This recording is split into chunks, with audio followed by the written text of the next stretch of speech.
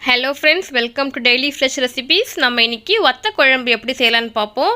நான் இன்றைக்கி ஒரு லெமன் சைஸுக்கு கொஞ்சம் புளி எடுத்து வச்சுட்டு நான் ஊற வச்சுட்டேன். ஒரு 2 hours கிட்ட ஊறிடுச்சு. நல்லா அது பிழிஞ்சு கரைச்சிட்டு ஃபில்ட்ரு பண்ணி வச்சுருக்கேன். சரிங்களா? அது கூட நம்ம 3 ஸ்பூன் மிளகாய் தூள் சேர்க்கணும். தனியாவும் மிளகாய் தூளும் கலந்து வச்சுருக்கேன். அது நான் 3 ஸ்பூன் சேர்க்குறேன். சரிங்களா? 3 ஸ்பூன் மிளகாய் தூள் சேர்த்துட்டு 1 ஸ்பூன் நான் உப்பு சேர்க்குறேன். தேவையான அளவுக்கு உப்பு சேர்த்துக்கோங்க. உங்கள் புளி கரைச்சல் எவ்வளோ இருக்கோ அதுக்கு ஏற்ற மாதிரி உப்பு சேர்த்துக்கலாம். உப்பு சேர்த்துட்டு அதுக்கப்புறமா நம்ம மஞ்சள் தூள் சேர்க்கணும். டர்மரிக் பவுடர் சேர்க்கணும். சரிங்களா? 1/2 ஸ்பூன் மஞ்சள் சேர்த்துட்டு நல்லா கரைச்சி வச்சுக்கோங்க. நம்ம டேஸ்ட் பார்க்கும்போது புளி, உப்பு, காரம் எல்லாமே நமக்கு ஈவனாக இருக்கணும், ஒரே மாதிரி இருக்கணும். ஒன்றும் அதிகமாக காரம் அதிகமாகவோ புளிப்பு அதிகமாகவோ இருக்கக்கூடாது. நல்லா டேஸ்ட்டாக இருக்கணும். அந்த மாதிரி டேஸ்ட் பார்த்துட்டு கரைச்சிட்டு ஒரு பக்கம் இருக்கட்டும். அது இப்போ நம்ம புளி கரைச்சல் தயார் பண்ணியாச்சு.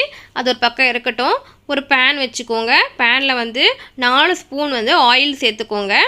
ஆயில் எப்போவுமே வத்த குழம்புக்கு அதிகமாக இருக்கும்போது நமக்கு நல்லாயிருக்கும் டேஸ்ட்டு.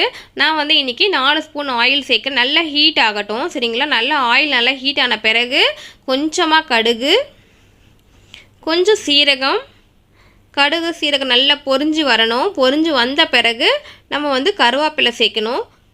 நல்லா கருவேப்பிலையை வாஷ் பண்ணி வச்சுக்கோங்க. கடுகு சீரகம் பொரிஞ்ச பிறகு தான் நம்ம கருவேப்பிலை சேர்க்கணும். சரிங்களா? நம்ம வத்த குழம்புக்கு சின்ன வெங்காயம் சேர்த்து செய்ய போகிறோம் இன்றைக்கி.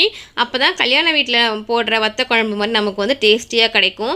சின்ன வெங்காயம் போட்டு செஞ்சாவே எப்போவுமே சாம்பாரும் சரி வத்த குழம்பும் ரொம்ப அருமையாக டேஸ்ட்டாக இருக்கும். அதுக்காக நான் இன்றைக்கி சின்ன வெங்காயம் சேர்க்குறேன். சரிங்களா? நல்லா தோல் உரித்து வச்சுருக்கேன். முழுசாக அப்படியே நம்ம சேர்க்கலாம். சரிங்களா? நல்லா வெங்காயம் நல்லா வதங்கி வரணும். அந்த எண்ணெயிலையும் நல்லா வதக்கிட்டே வாங்க. நல்லா கலர் சேஞ்ச் ஆகிட்ட பிறகு கண்ணாடி மாதிரி நமக்கு மாறும் இந்த வெங்காயம். அப்போ தான் நல்லா வதங்கிடுச்சு அப்படின்னு அர்த்தம். அந்த மாதிரி கண்ணாடி பதத்துக்கு மாறின பிறகு நம்ம தக்காளி சேர்க்கலாம். நான் வத்த குழம்புக்கு 2 தக்காளி எடுத்து வச்சுருக்கேன். மீடியம் சைஸில் பொடி பொடியாக அரிஞ்சு வச்சுருக்கேன். இப்போ அது சேர்த்துக்கிறேன். 2 தக்காளி சேர்த்துட்டு நல்லா வதக்கிட்டே வாங்க. நல்லா வதங்கி வரணும். டொமேட்டோ நல்லா வதங்கி ஸ்மாஷ் ஆகி நல்லா பேஸ்ட்டாக மாறணும். அது வரைக்கும் கொஞ்சம் நேரம் ஸ்லோவாக ஃப்ளேம் வச்சுட்டு வதக்கிட்டே வாங்க. இப்போ நான் கொஞ்சம் சுண்டக்காய் வத்தல் இருக்குது இல்லைங்களா, அது இப்போ நான் சேர்த்துக்கிறேன். சரிங்களா? சுண்டக்காய் வத்தல் இப்போ சேர்த்துட்டு நல்லா வதக்கிட்டே வரணும். நம்ம எண்ணெயிலேயே சுண்டக்காய் வத்தல் பொரிஞ்சு வந்துடும். ஓகேங்களா? அதுக்காக தான் பிஃபோராகவே நான் சேர்த்துக்கிறேன். ஓகேங்களா? தக்காளி நல்லா வதங்கின பிறகு நம்ம சுண்டக்காய் வத்தலை சேர்த்துட்டு நல்லா வதக்கணும். அதையும் சேர்த்து. சரிங்களா? நம்ம இந்த மாதிரி எண்ணெயில் வதக்கும் போது நல்ல வாசனை, நல்ல மனம் கொடுக்கும். சுண்டக்காய் வத்தல் அந்த நெய் மனம் கொடுக்கும். மோர்லேயே நம்ம ஊற வச்சு காய வைக்கிறோம் இல்லைங்களா, அந்த எண்ணெயில் போட்டு வதக்கும் போது ரொம்ப வாசனையாக நமக்கு நல்ல சுவையும் கொடுக்கும். சரிங்களா? கொஞ்சம் நேரம் வதக்கின பிறகு நம்ம புளி கரைச்சி வச்சோம் இல்லைங்களா ஃபஸ்ட்டு, அதை இது கூட சேர்த்துட்டு கிளறி விடுங்க. மெதுவாக கிளறி விடுங்க. நல்லா இப்போது நம்ம குழம்பு கொதித்து வரணும். சரிங்களா? இது ஒரு பக்கம் கொதிச்சுட்டே இருக்கட்டும். ஓகேங்களா? அதுக்குள்ளே நம்ம அரைக்க வேண்டியதை அரைச்சிட்டு வந்துடலாம். நான் இப்போ ஒரு வெங்காயம் எடுத்திருக்கேன். ஒரு வெங்காயத்தை பொடி பொடியாக அரிஞ்சு வச்சுருக்கேன். அது கூட தேங்காய் சேர்த்துக்கிறேன். சரிங்களா? ஒரே ஒரு பீஸ் தேங்காய் இருந்தால் போதும், ரொம்ப சேர்க்க வேண்டாம். ஒரு பீஸ் தேங்காய் எடுத்து பீஸாக கட் பண்ணிவிட்டு அது சேர்த்துருக்கேன். சரிங்களா? அது கூட கொஞ்சமாக சீரகம். ஓகேங்களா? வெங்காயம், சீரகம், தேங்காய் இது 3ம் சேர்த்துட்டு நம்ம நல்லா அரைச்சிட்டு வந்துடணும். சரிங்களா? ஃபஸ்ட்டு தண்ணி ஊற்றாமல் அரைங்க. அதுக்கப்புறமா தண்ணி ஊற்றி அரைங்க. அப்போ தான் தேங்காய் அரையும். ஓகேங்களா?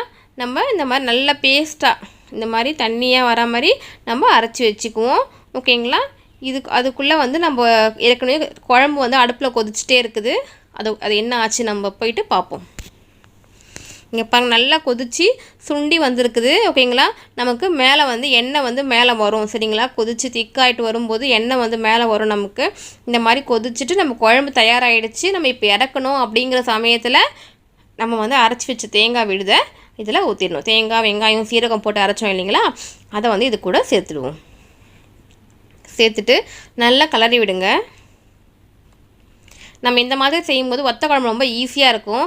ஒரு சிலர் நம்ம பொடியெலாம் செஞ்சு சேர்ப்பாங்க. அது கொஞ்சம் டைம் எடுக்கும்.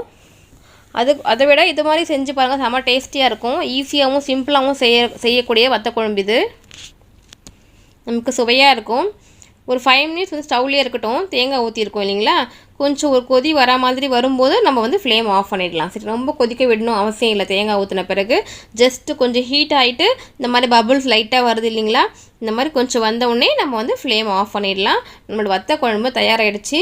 சுட சுட சாப்பாடு போட்டு இந்த வத்த குழம்பு ஊற்றி சாப்பிட்டு பாருங்கள். செம்ம டேஸ்டியாக அருமையாக இருக்கும்.